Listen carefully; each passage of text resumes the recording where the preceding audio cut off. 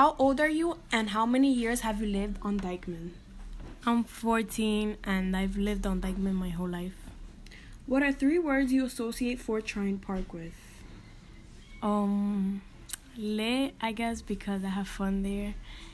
I go there with my friends to hang out and I go there after school. What do you know about the history of Fort Tryon Park?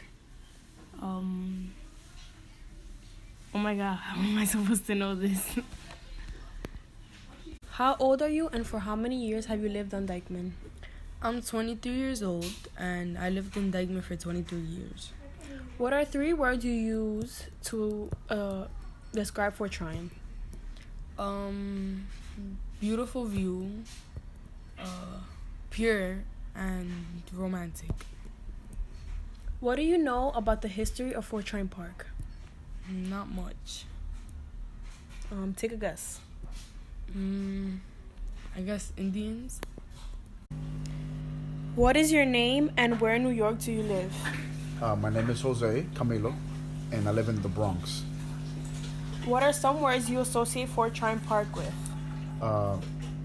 American history, George Washington, and a place that he chose because it was elevated, the most highest elevation that's in Manhattan.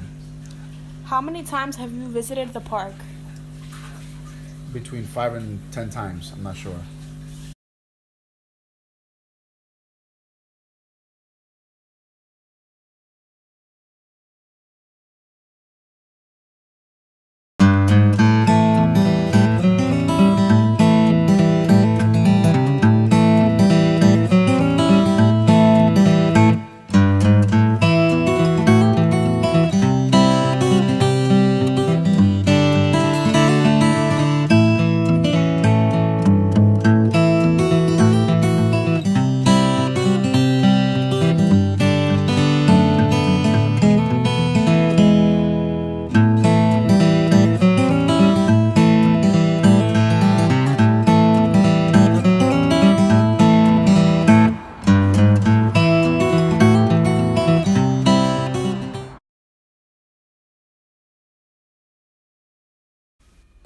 This project focuses on Fort Tryon Park.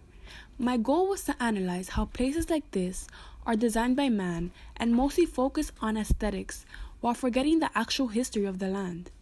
Through my research, I have observed that it seems like society does not acknowledge events that came before them. I've grown up coming to this park. Like many others, I have used the playground, went for several jogs, had picnics, and more. I walk this land and I know it like the back of my hand. Finding out the true history of the park has left me with many questions. One of the questions being, why does this park pay little respect to its history? While doing my research, the only traces of the past that I could find in the park was an unoccupied cottage that many people do not know exists. I also found an over 100-year-old driveway that is only known today to be an amazing wedding photo location. I believe if the park did a better job on displaying more of its history, the public would be more informed about it. There are a lot of critiques to be made about this park. For instance, why is it that this park celebrated medieval art so much when it has nothing to do with the actual history of the land? Reviews online even show that this is what the park is known for. We are a very historical society in a sense that who we are today has a lot to do with the past. When doing interviews for this project, I found that residents of the area knew less about the history of the park compared to someone who does not even live in the area. What I concluded from this finding is that those who come from far visit the park because they know its history. Those who grew up in the area come to the park out of convenience of the location. This project can relate a lot to William Cronin's piece, The Trouble with Wilderness, because he argues that wilderness is a concept created by society. He also argues that society focuses on aesthetics and this perception that parks like Fort Tryon are natural, when in reality, there is a long historical background that society seems to forget. This is exactly what is happening in Fort Tryon Park, and society must do a better job at acknowledging the past.